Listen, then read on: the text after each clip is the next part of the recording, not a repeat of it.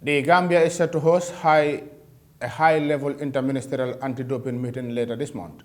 At a time when sports is being tainted by doping, the spotlight will be beamed on the Gambia as it plays host to ministers, sports officials, experts, among others, on January 21st.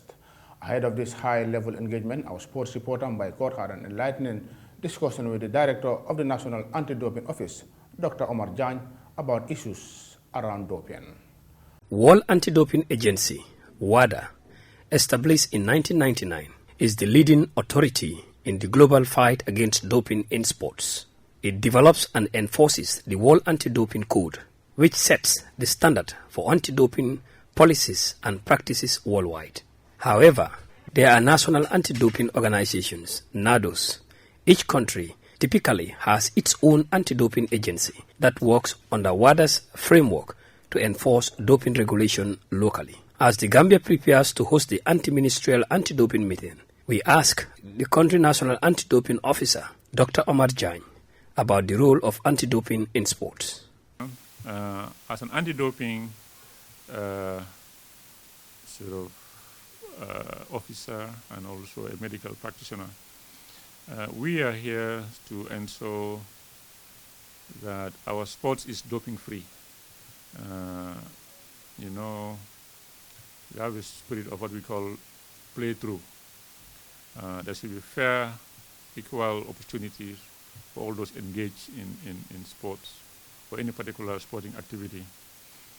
So our role is to ensure that the mechanism is in place, that the checks and balances are being carried out, and the education and necessary information is given out to the relevant stakeholders, and also where and when it's necessary to conduct anti-doping testing. Anti-doping refers to the policies, procedures and practices aimed at preventing the use of performance-enhancing drugs, PEDs, in sports. The goal of anti-doping efforts is to ensure fair competition, protect the health of athletes and maintain the integrity of sports. Dr. Jagne, who is also a member country representative for the Anti-Doping Regional Office for Africa, here elaborates on anti-doping. People only think of doping as when you take some substances. That's part of it, but it's not only that. We have about 10 to 11 what we call anti-doping rule violations, which not observing any of those things would constitute a doping violation. For example, not reporting when you are asked to come for a test. If you don't report, that is considered as an anti-doping rule violation. If you associate yourself with, for example, a trainer or a manager who has been banned, it's also considered. So there are various things that should not be done and are considered as doping rule violations, which people should be aware of. Of course, majority of people are only aware of medication or certain drugs. Former chairman of the National Compliance Anti-Doping Platform, UNESCO, Dr. Omar Jagne, emphasized the role of education in preventing doping, stating that athletes need to understand the serious health risk associated with using performance-enhancing substances, as well as the long-lasting implication for their career. People doing doping should first be aware that they may be harming their health, harming themselves. Because most of the time, these are not clean substances.